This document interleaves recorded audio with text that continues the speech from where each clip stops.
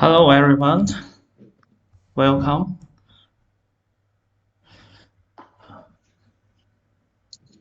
Let's wait for a few minutes. People are still joining.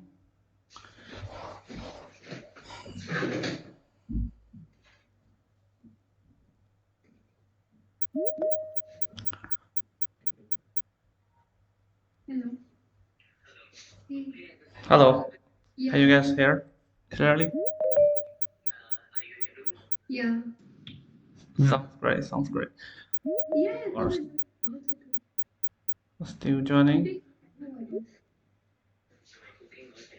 Yeah. No worries. No worries. You take your time. Right. All right, let's wait for 2 minutes.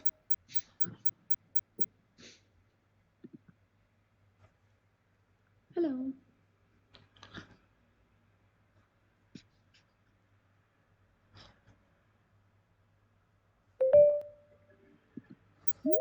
Good morning to everyone joining.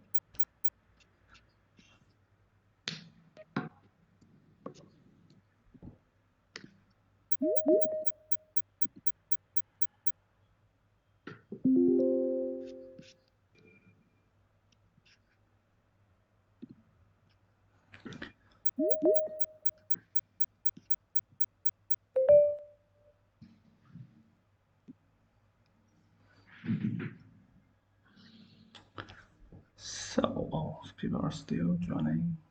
One more minute, then we begin.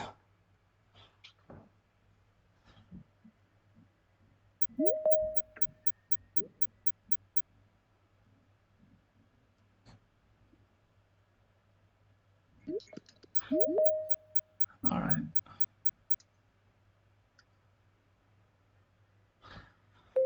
Cool. Let's get started. So, welcome everyone for this career and transformation at UNESCO. And I'm Henry Tan. A little brief introduction of myself. So uh, I am MBA alumni from HEC Paris, and this is a part of my startup, Impactopia. So Impactopia, we invite um, impact makers such as uh, people from UNESCO and other organizations to um, give us a talk about the impact they're making, and it's a platform for people to meet, share, and collaborate. And we will provide a bit of detail afterwards. Now, let me introduce John Crowley. John Crowley um, worked at UNESCO for 18 years, and he was the former um, people are still joining. Former chief of section for human and social science. And yeah, John, would you like to introduce yourself and get started? Sure. Thank you very much, Henry. Thank you to you and Aurora for setting up this meeting, which I understand will function live, but also be available as a podcast to people wishing to follow up later. So, at the request of Henry, I'll talk to you about UNESCO and perhaps a little more generally about the UN system, depending on what you're interested in. As Henry said, I spent 18 years working for UNESCO from 2003 to 2021. In the meantime, I've moved into other areas of work as an entrepreneur myself, working on issues of sustainable development and particularly renewable energy. And of course, I had a life before UNESCO as well, because I'm, judging by the faces I see on screen, quite a bit older than the audience here. So I also worked in industry for a period at the beginning of my career and in academic research before joining UNESCO in 2003. So Henry has given me some thematic areas he'd like me to talk about. So there are 5 of them. I'll cover each of them in turn, telling you what they are and some of the key points that you might wish to note about them. And I'd like to keep time for interventions from you. I'm not sure what's of most interest to you. I'm not sure where you're coming from and where you'd like to go. And therefore, feel free to raise your hand or in the chat to raise questions that you might like to discuss in this area. and I'll try to be as specific and precise as possible in this context.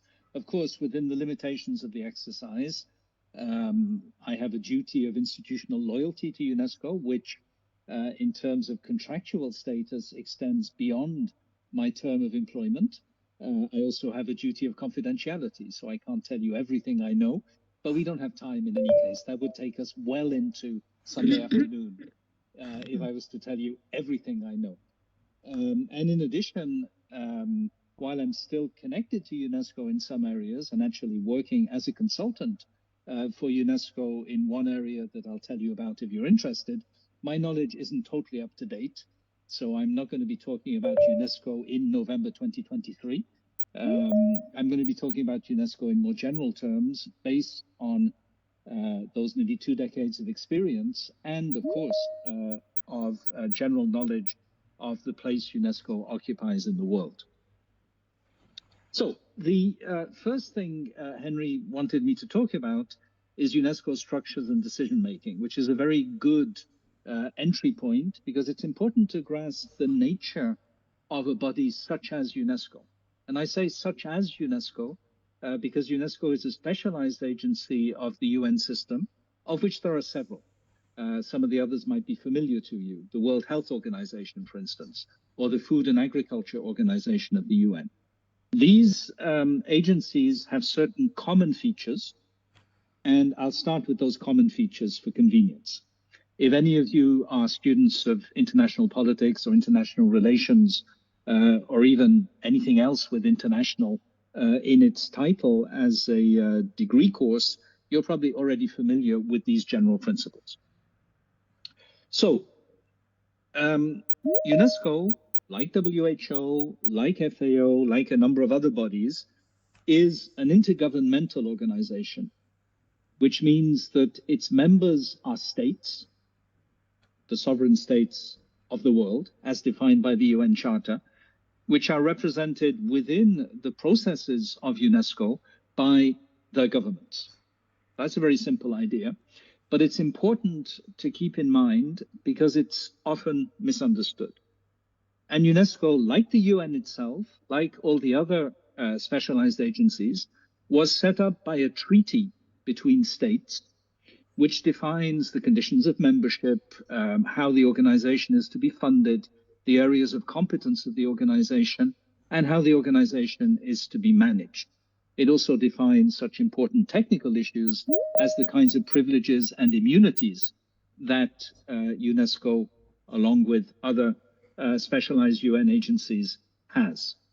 That treaty was signed in London in 1945. So UNESCO is one of the earliest of the specialized agencies to have been set up, only months after the United Nations itself. So important point to keep in mind, first, that it's an organization, the members of which are states and which operates by decision-making processes among states. And secondly, that the areas of competence of the organization, its basis for operating, are set within the terms of a treaty, international law. So this creates some important differences with other kinds of international structures, which are not in the same sense intergovernmental organizations. And just to take a very simple contrast, which I think it's important that you keep in mind, again, if you're students of international affairs, you already know this, the UN specialized agencies are very different from international structures or processes like the G20, for instance. The G20 is not a treaty-based organization. It's a purely ad hoc set of processes among like-minded states. Its members are co-opted states and one non-state body, the European Union, which is a union of states but not itself a state. The outcomes of the G20 are not legal decisions of states, but political communiques of governments. And the G20 does not have a permanent secretariat. It's not designed that way. By contrast, all the institutions of the UN system have those features of being set up by treaty, of having rights and obligations of membership that are well defined, having a permanent secretariat, and having as an important part of its outputs decisions that have the character of international law. That's important. Another contrast I'd like you to keep in mind from the very beginning is that not all parts of the UN system, including some that are very well known and that you've heard of, are specialized agencies. Two very big and important examples are the UN Development Programme, UNDP, and the UN Environment Programme, UNEP. These are programs of the UN. They're part of the UN itself. They don't have a separate treaty establishing them. And their governance mechanisms, while they do have specific governance mechanisms, are set within the governance of the UN itself. Now, immediate question, and I'll come back to this, if the UN is split into all of these different bodies with separate treaties committing the same member states to different things in different contexts, how is the whole thing coordinated? And that's a very good question, and it's a question to which the UN itself has not found fully adequate answers over the years. I'll say more, particularly if you're interested, about UN coordination later. So UNESCO is, in that respect, one among a number of specialized agencies with the common features that I just referred to. In addition, and this is often the source of confusion in public discussion about UNESCO, the same applies to WHO, for instance, UNESCO also provides the secretariat for that intergovernmental set of mechanisms. My apologies. Was I interrupted, or am I still online? You're online. Your video is Fine. off. Okay. I had the typically irritating urgent software update message on my phone, and I just worried that I was getting disconnected. So I've now rescheduled that for the middle of the night, so it should be okay. So UNESCO is also the secretariat of that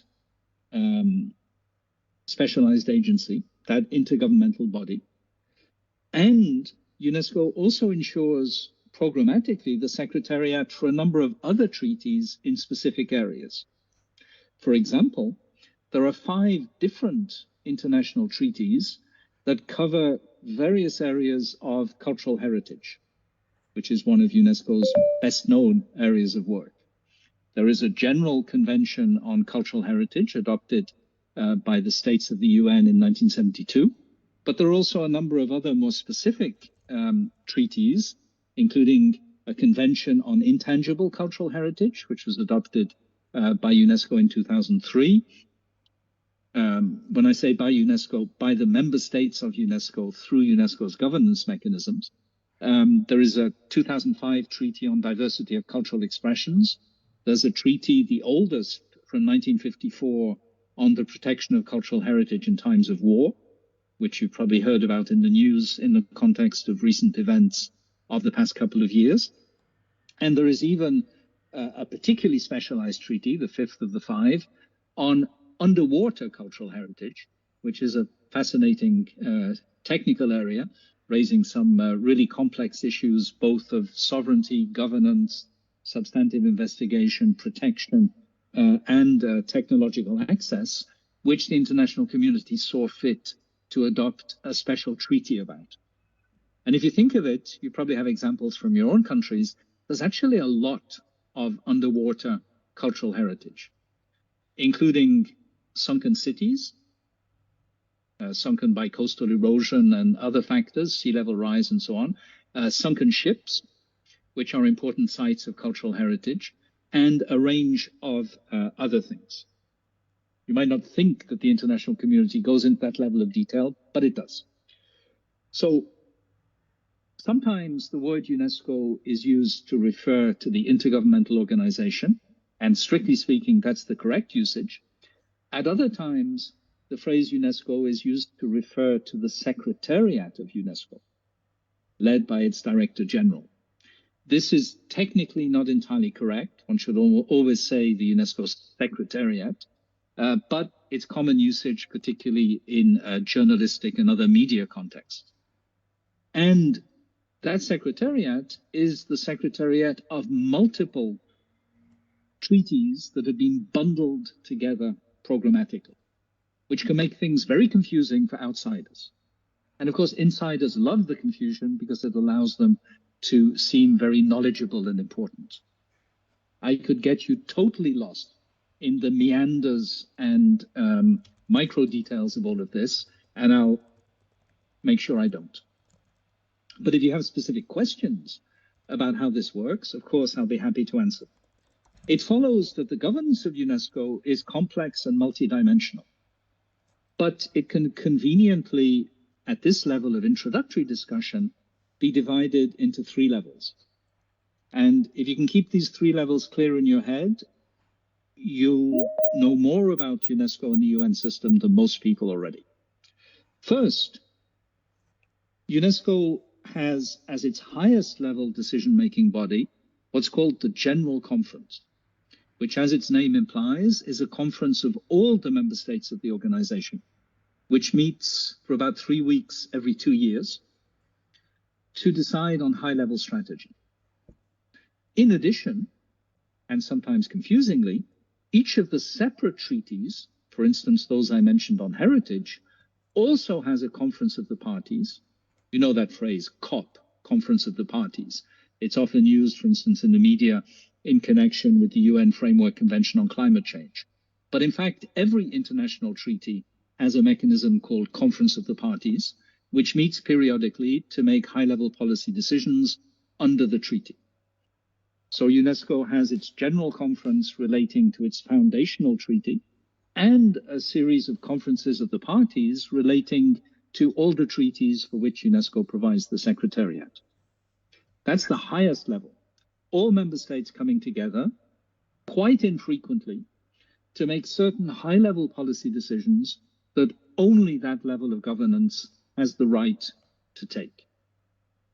Second level of governance, below that, UNESCO has an executive board, which is made up of member states elected by the General Conference for a term to participate in the management of the organization. And whereas the General Conference meets only once every 2 years, the executive board meets every 6 months. The treaties, in addition, typically have equivalents of the executive board, which meet more regularly than conferences of the parties to consider management level issues under those conventions. The best known of these is the World Heritage Committee, which I'm sure you've heard of because it gets quite widely reported in the media, which meets once a year. It's composed of 21 states elected periodically by the General Conference of UNESCO to manage the important issue of listing World Heritage on the list of heritage of universal significance that the convention manages. As you know, possibly from the media, there are also periodically issues about delisting World Heritage because some of the conditions for listing have not been maintained. That delisting process, which is politically very sensitive, as you can imagine, is also handled by the World Heritage Committee. And finally, UNESCO has a secretariat, which is responsible for the programmatic implementation of the decisions of the treaty bodies. So 3 levels, all member states, some member states, secretariat, corresponding to different levels of authority and different levels of implementation. I'm going to move on now to the second subject, but if there are any questions, particularly questions for clarification on that first set of issues, please go ahead. Either raise your hand or if you find it more convenient, write them into the chat and Henry will reflect them. Yes, just leave on the chat and yeah. So, John, let's talk about the role of UNESCO in the framework of SDG. Yes. Okay. Does everyone know what SDG means? Is there anyone who doesn't? Thanks. I see at least a couple of people. I can't see all of your faces because of the way the screen is set up, but I can see at least one person saying, maybe I don't know what the SDG stands for. Sorry, Muftau, did you want to speak? Did you have a question? No, your electronic hand is raised. No problem. So SDG is standard UN jargon. It stands for Sustainable Development Goals.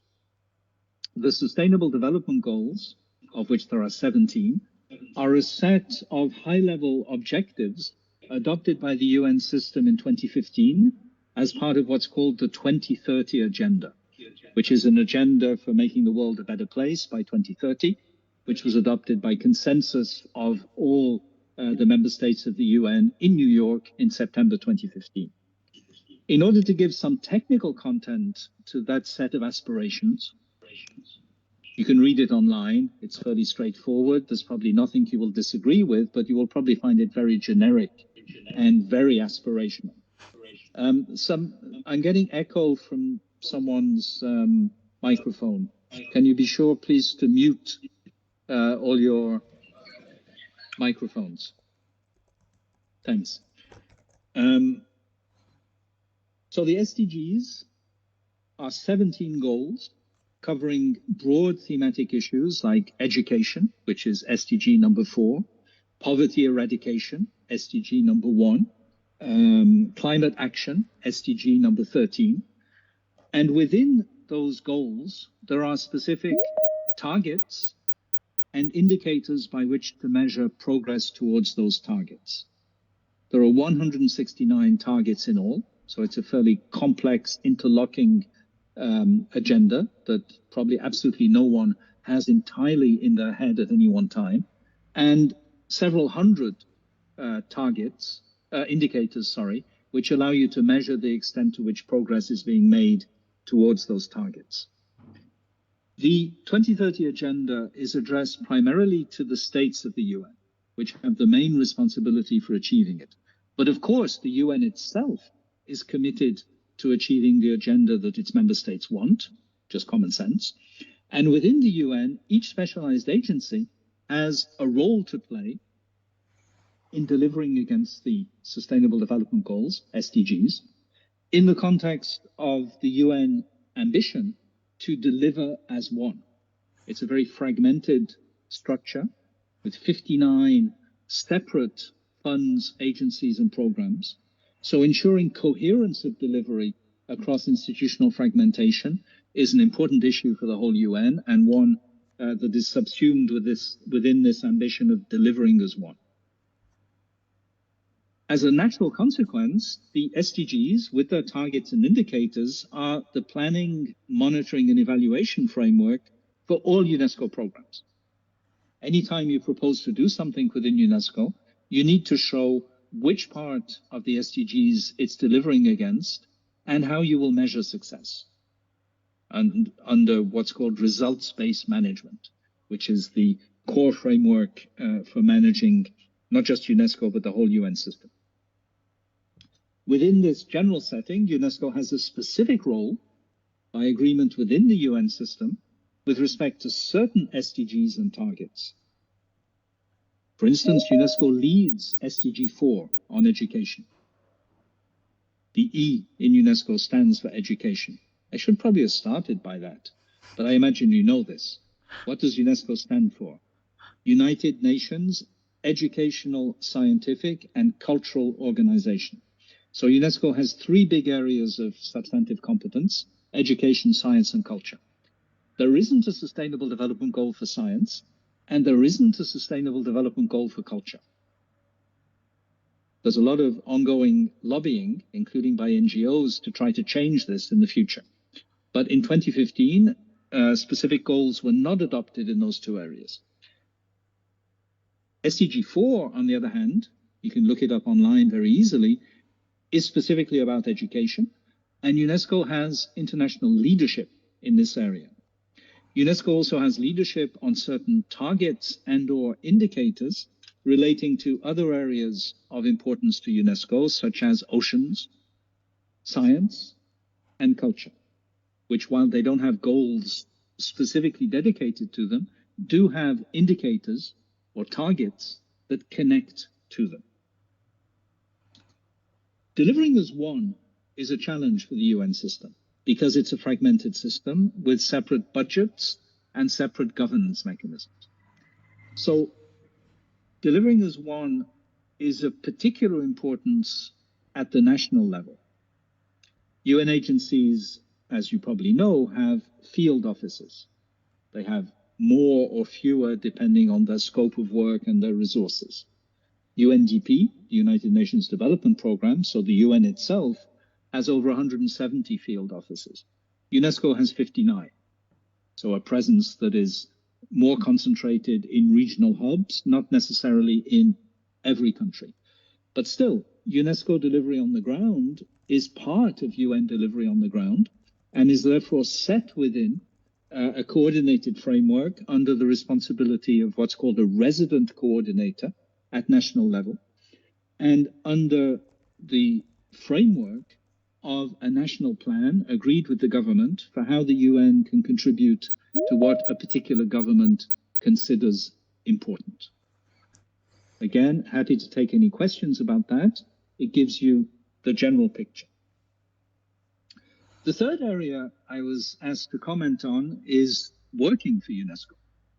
And this might attract many questions. There are lots of details that I can't go into immediately because I would just talk for too long.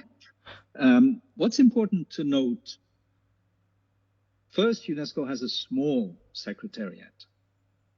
UNESCO has about 1,400 budgeted permanent positions in its budget. That's very small. A small city employs more people. The European Commission employs 30,000 people. So small secretariat, big mandate. That tells you a lot about what UNESCO is, and it's important to keep in mind. So UNESCO employs staff members, permanent and temporary, about 1,400 in total, which is small, and a wide range of non-staff personnel, interns, consultants, experts who may be paid or unpaid, depending on the kind of position they have. There are many expert commissions, committees, and so on within UNESCO, the members of which are appointed on a voluntary unpaid basis. And this adds considerably to the capacity of the Secretariat to deliver. The total number of people working for UNESCO is probably closer to about 3,500 at any one time, but including a wide range of different statuses. So how does one become a staff member at UNESCO?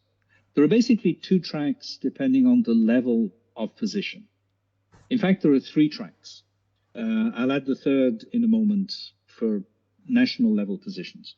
So for international positions within the International Civil Service, it depends whether you're talking about junior entry-level positions at the bottom of the professional scale or mid-high-level positions.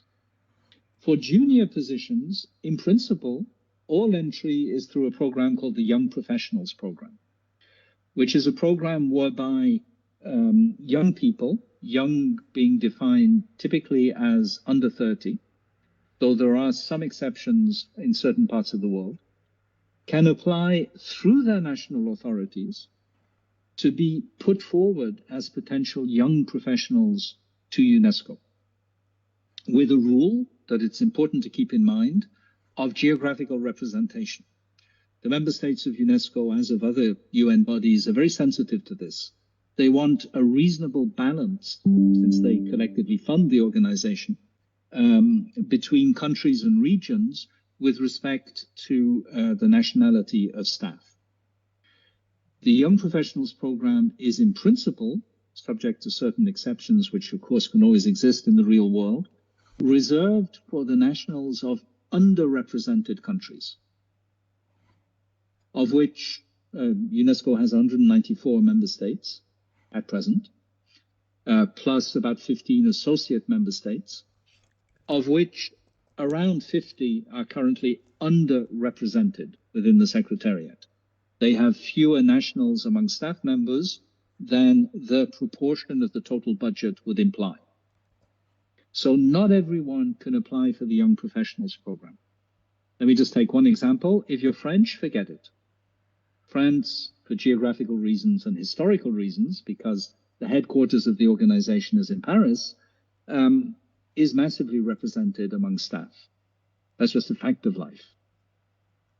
If you want to know the list of currently underrepresented countries, go to the UNESCO website, to the Join Us page, which describes the various procedures in more detail. And you can check, if you're interested, whether the state of which you are a national is currently in the underrepresented category or not. This applies only to entry-level positions because of the age qualification. For hiring at a higher level, up to and including very senior assistant director general positions and so on, posts are advertised competitively. Anyone can apply, subject to the conditions defined in the vacancy notice, which obviously vary considerably depending on what it's a vacancy for. Some positions really require highly specialized scientific competence, for instance. Others don't. So depending on how old you are, what experience you have, you could be looking at positions higher up the professional scale.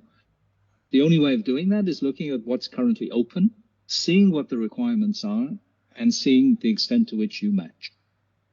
Obviously, there are people who can advise on this by request. A lot of former professionals do a small amount of business helping people tailor applications to the specific requirements of UNESCO. Henry asked me to comment specifically on roles for people with business backgrounds as distinct from public administration, diplomacy, or academic backgrounds. At a young professional level, it doesn't really apply because you don't have much of a background at that age. Though, of course, someone who's 29 might have done lots of things. You're still being hired much more on potential than on background. But for any mid or senior level position, the question of background becomes important, and it really depends. There are positions which are really tailored to people with extensive experience in public administration or diplomacy. But there are also positions that are more generic and might very well require, or at least benefit from, business-related skills. Non-staff hiring is through a range of processes specific to each category. Interns, there's a specific platform to apply through. Consultants are hired typically in response to calls for expression of interest or calls for proposals from qualified people. And experts are often appointed through various kinds of selection procedures driven by the Secretariat itself, in particular because of the importance of geographical, gender, and expertise balance within expert bodies. So there's no general rule on this. But definitely business experience can be a plus or even a requirement for quite a number of those high-level appointments as consultant or as expert. There's another channel which is important to mention, which is national staff positions. In UNESCO's field offices, of which, as I mentioned, there are over 50, there are always a mixture of some international personnel, so people hired as international civil servants who have been assigned to that office for a period, and national officers who are nationals of that particular country, appointed on national contracts, but as members of UNESCO staff to implement programs in that particular office. They're not part of the International Civil Service, but they are part of the UNESCO Secretariat. And the rules and procedures for recruitment of national officers are, as you would expect, national. There's no general rule.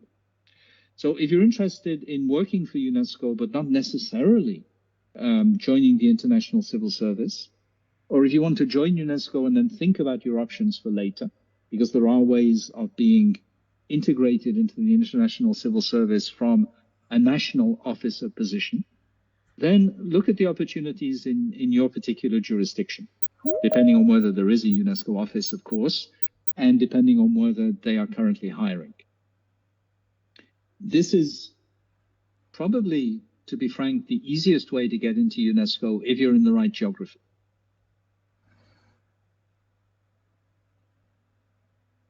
Moving on, exit opportunities, which is something Henry also asked me to talk about. UNESCO positions and career paths are really very, very diverse, so it's hard to generalize. Many people have long careers at UNESCO. It's part of the tradition of the organization. Many of my colleagues joined UNESCO in the 20s or 30s and stays till retirement, or are still currently employed and likely to stay until retirement. It's an organization where the diversity of positions does allow that kind of long career. But of course, not everyone stays until retirement. I'm one of the people, and there are others who chose to leave before I got too old.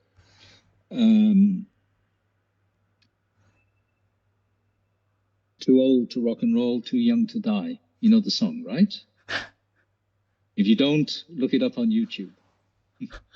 It's a song by the British prog band Jethro Tull. Too old to rock and roll, too young to die.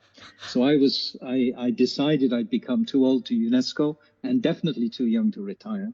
So I went to do other things. The most typical opportunities, looking at the range of people that I've interacted with who left UNESCO to do something else, are probably in 4 areas. First, other parts of the UN system. Indeed, this is now increasingly encouraged with a view to try to better integrate the cultures and career paths across the UN system. So there are people who join WIPO or WHO or FAO or whatever by some kind of typically lateral movement, often at the same grade. Not a promotion, but an opportunity to learn new things in a different environment. And of course, because the UN system is weakly integrated, but still integrated, there are specific opportunities that you wouldn't get if you weren't coming from a UN agency.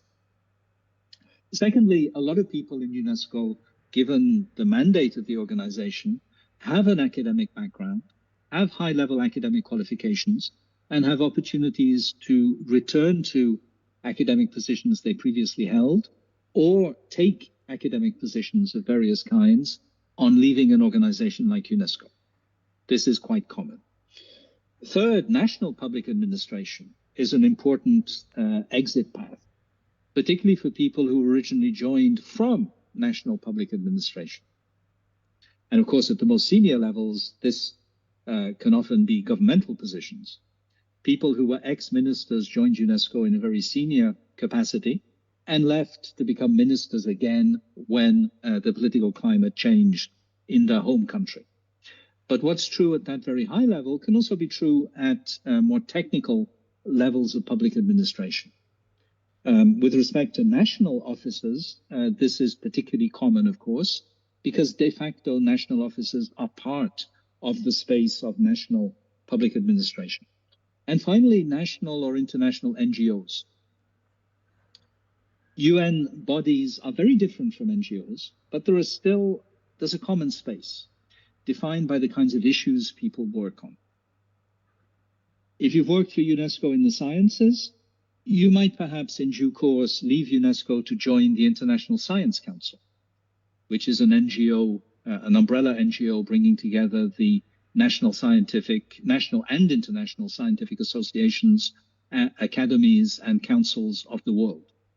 Indeed, the current Director General of, Chief Executive, they call it, of the International Science Council is a former UNESCO colleague of mine, who was appointed to that position about a year ago, having spent probably about as long as me in UNESCO previously. That's a fairly classic career path. There are others. You can go into business, as I did. There are some examples of that. It's not the most typical. Again, happy to take questions about this, but I don't see any for the moment. So I will move on to the fifth area that Henry thought you would be interested in, which is technological transformations. To what extent is UNESCO being transformed by artificial intelligence, blockchain technologies, and other kinds of digital innovations? And the answer is very little. Now, there are several reasons why. The first reason is that public administration in general is very conservative in this area, including at national level. There are some exceptions. Estonia, the most digital governance structure in the world, China in some respects, but the exceptions are usually rather unusual in that they rely on specific circumstances or specific kinds of administrative setup. Generally speaking, public administration is conservative. One reason for this is simply that public administration has to work for everyone, and not everyone is a digital native, not everyone is even digitally literate. So if you introduce highly digital modes of governance, particularly at the level of frontline public administration, you're going to leave a lot of people behind. Or you're going to have to create a lot of backup mechanisms, which are complex and inefficient in a primarily digital environment, to catch the people who would otherwise fall through the digital net. UNESCO is no exception to this as public administration in general. But there's an additional level of difficulty, which is that intergovernmental structures are almost by definition not very agile and not very open to experimentation. Intergovernmental mechanisms work by consensus. In theory, if you read the rules of procedure of UNESCO's General Conference or Executive Board, every decision could be adopted by majority vote. But imagine what happens if an organization like UNESCO starts having majority votes on things. The risk is that those countries that lose the vote will then be reluctant to fund what they didn't vote for. So the budgetary framework tends to break down if programmatic content, including administrative procedures, is routinely defined by majority vote. And since unanimity is impossible in the real world, the decision-making process is consensus. And what consensus-based decision-making means is things are adopted if no one cares about them so much that they will fight to block them. Because if they want to fight to block them, they will be able to. So most things are adopted on the basis that no one objects strongly enough for the decision to be shut down. That's what consensus means in practice. You can have theoretical definitions that are a bit different, of course, but that gets us into political science, which is not the core focus of this discussion. What the requirement for consensus means, therefore, is a tendency to delay tricky decisions. Tricky for whatever reason. Tricky for political reasons, but also tricky for purely technical reasons. Or tricky because people aren't comfortable with the implications. They don't understand them very well. And you can imagine that most diplomats have no real understanding of blockchain technologies. A proposal to introduce them as the basis for administration within the UN system would immediately come up against a knowledge gap, which will take a long time to overcome. It's only once things are familiar that they will be adopted. So the likelihood of early adoption of anything in the UN system is very, very close to zero. Now, this sounds like a criticism, and sometimes it's made as a criticism by those who feel that the UN should be more managerial. I'm not framing it as a criticism. I'm framing it as a description. And before jumping onto that criticism and joining the bandwagon for the UN to be more managerial, I would say be careful what you wish for. Public administration was created to ensure consistency, continuity, and impartiality of procedures. It wasn't introduced to be an agile, tightly managed, goal-driven problem-solving structure. That's something different. Now, this creates some difficulties, which are very familiar in the current climate of international conflict. If the UN is for world peace, as it is, as the UN Charter says, then the UN is a goal-driven organization. But if the UN can't operate as goal-driven because it's primarily a process-driven organization, then there's an immediate gap between aspiration and reality, which global civil society is constantly pointing to. If you can't solve problems such as war, human rights violations, suspicion of genocide, destruction of cultural property in times of war, to take a specific issue of importance to UNESCO, then what are you for? But conversely, if you're to be a managerial organization, then you can't be consensus driven. You can't be slow. You can't be rules based. And that tension between goal oriented and rules based, between consensual and centralized, is at the heart of the problematic of UN governance. There's no easy answer.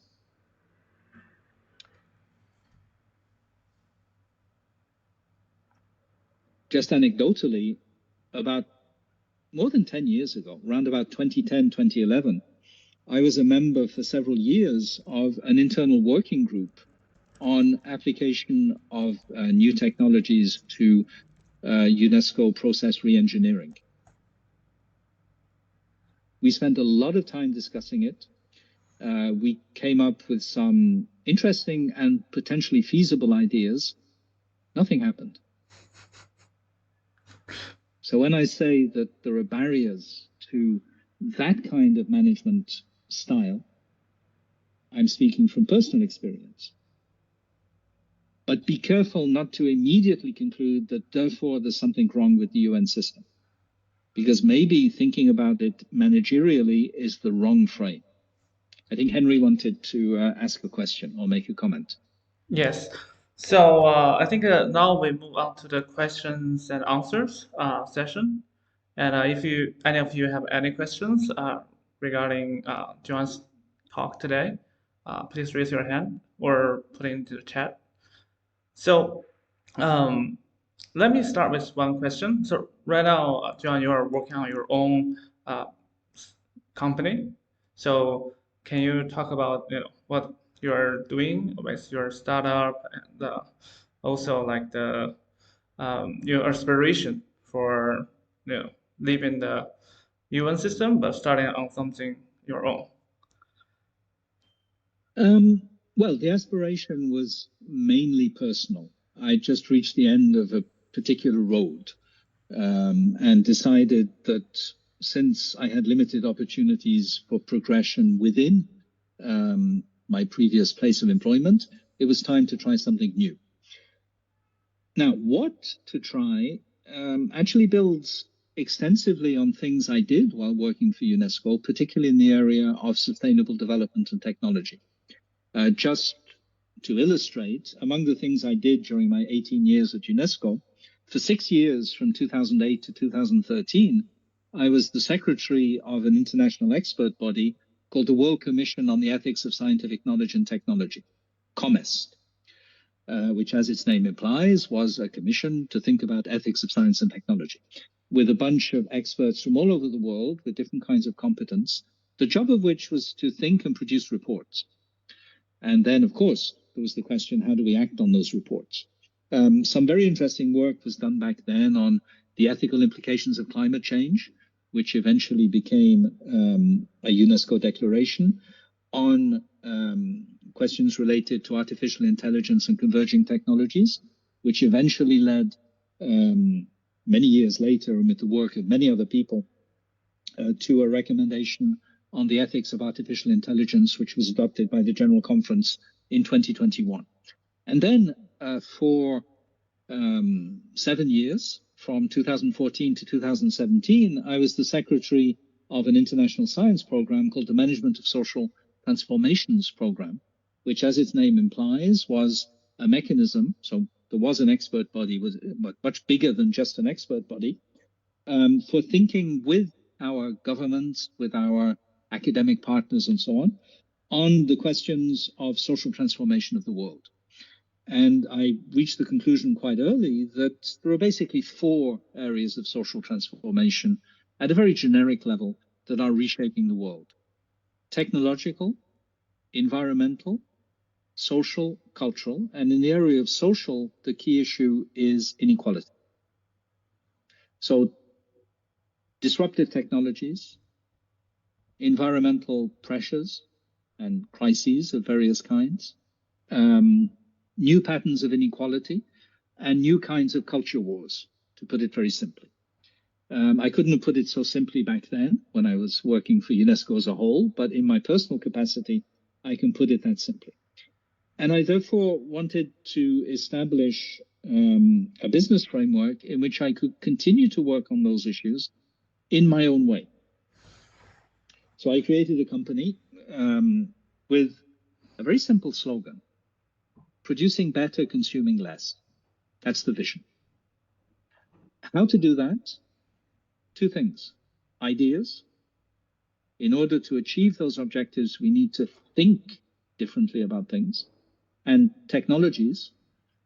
We need to organize things differently, including by using technologies in the literal hard sense of equipment and machines, but also using the ideas themselves as technologies, new ways of thinking about and organizing the world. So what I do today is I have a consulting cluster which looks at the ideas around all of these issues. And I have an industrial cluster which is deploying specific energy production technologies to allow producers, to allow consumers to become producers, locating electricity production closer to the consumer and creating the conditions where we can both produce better and consume less. And of course, happy to tell you more about that if you're interested. Cool. So, anyone has a question? No. Has anyone already interacted with UNESCO? I'm curious. As a participant in a meeting, as an applicant for a position, as someone with a friend working for UNESCO, as someone who would like to apply for an internship. Is there anyone who's already been on UNESCO's radar? Or Hi, John. Yeah. Because I'm an alumni of TAN. I'm still current MBA. I'm interested in UNESCO culture or office or Asia liaison position. I applied before. Now I have a question about the UNESCO organization. I'm curious about how the capital, like working capital, and how it works, like where the daily working capital is the membership, the member fee, or any organization sponsor the capital for the operation, and yeah. Well, the members of UNESCO are states, and they do have a membership fee, which is voted on by the General Conference. But I don't think that's what you were referring to. UNESCO has official relations with quite a wide range of NGOs. And perhaps that was what you were thinking about, mostly international NGOs in UNESCO's areas of competence, subject to a whole series of criteria for appointment. And that relationship is not a financial relationship. UNESCO neither charges a fee to enter into official relations, nor provides funding based on those official relations. Okay. And Could you present on the salary system, like how it works? For example, if we work in company, we need to pay tax, and in international organization like UNESCO, do we need to pay tax? And how about the insurance? It's an unusual and rather complex system. Because member states fund UNESCO, they don't want to pay for taxes paid to other member states.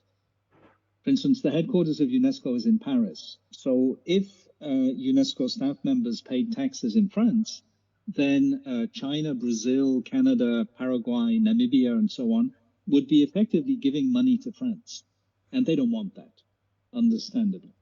So UNESCO salaries are paid on a tax-free net basis, and there's a tax calculation which is done but not actually paid to anyone. The principle on which UN salaries are based is a principle of parity, and for historical reasons, the parity is with US federal civil servants working in Washington, D.C. at the same level. So in principle, every UNESCO official, depending on grade, is paid at the same net level as a US federal civil servant of the same level based in DC. And that is adjusted every 2 years for purchasing power parity. It's very complicated. No one really understands it. But the outcome is that basic principle. You're paid like a US federal civil servant of same level. Health and pension rights are entirely separate from national systems. There is a separate UN pension scheme to which staff members contribute, and which pays a pension which is entirely independent from any national pension.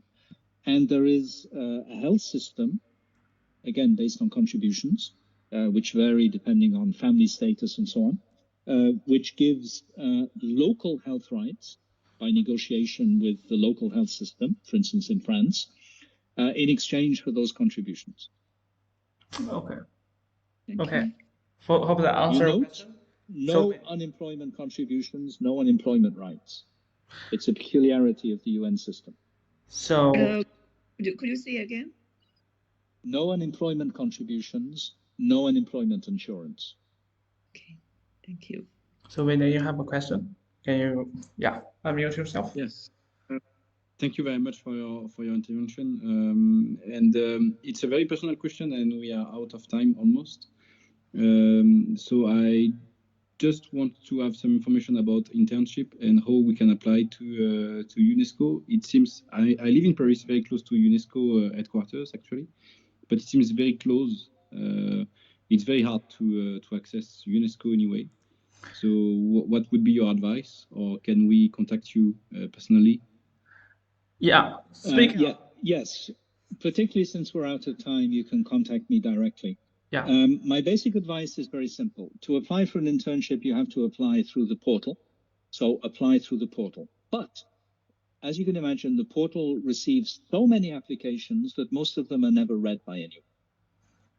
So if you want to get an internship at UNESCO, you need to identify where and try and make a direct contact with the program manager of that particular part of the organization. Great. That's how you get an internship. Yeah, that's something we can help to some extent. So as the meeting close to the end, we will share a link to John's channel on our platform, Impactopia, so that you can stay connected and ask questions when you are when you have one. Cool. So that concludes the meeting, and we will send out a survey to gather some feedback for improvement, and also there's a surprise gift.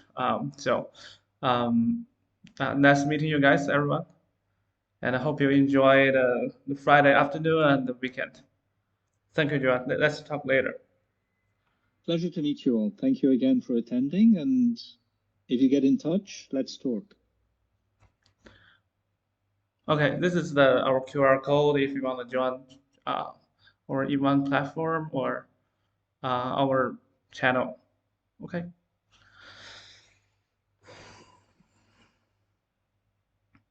Someone raised the electronic hand, but I don't know if that was to ask a question or I think it's a technical mistake. Yeah, I think it's a clap. It was just a clap. Okay. Yeah. I'm happy to receive claps. Yeah. Cool. So if you guys have any other comments, you can leave in the survey, and I'm glad to hear any feedback from you guys. Okay, thank you. See you guys later. Thank you very much. Goodbye. Bye bye. Thank you.